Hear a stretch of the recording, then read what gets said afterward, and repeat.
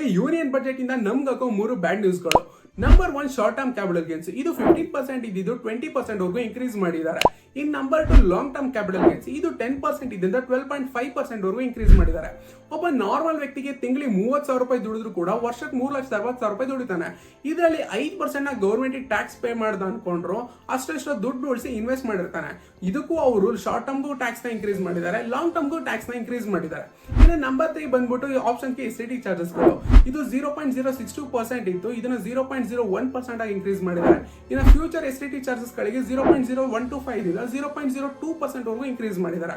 ನೋಡಿದ್ರೆ ಇದು ಪೈಸಾ ಲೆಕ್ಕದಲ್ಲಿ ವೇರಿಯೇಷನ್ಸ್ ಇದೆ, ಬಟ್ ನೀವು ಪ್ರಾಕ್ಟಿಕಲ್ ಪೇ ಮಾಡಬೇಕಾದ್ರೆ ಗೊತ್ತಾಗುತ್ತೆ. ಇದು 1,000 ರೂಪಾಯಿ ಪೇ ಮಾಡ್ತಿದ್ರು 1,600 1,700 ರೂಪಾಯಿ ಪೇ ಮಾಡಬೇಕಾಗುತ್ತೆ. ನಿಮ್ಗೆ ಜನಗಳು ಟ್ರೇಡಿಂಗ್ ಮಾಡಬಾರ್ದು ಅನ್ಸಿದ್ರೆ ಬ್ಯಾನ್ ಮಾಡ್ಬಿಡ್ರಿ.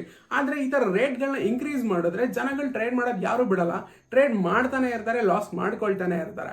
ಈ ಬಜೆಟ್ ಬಗ್ಗೆ ನಿಮ್ಮ ಒಪಿನಿಯನ್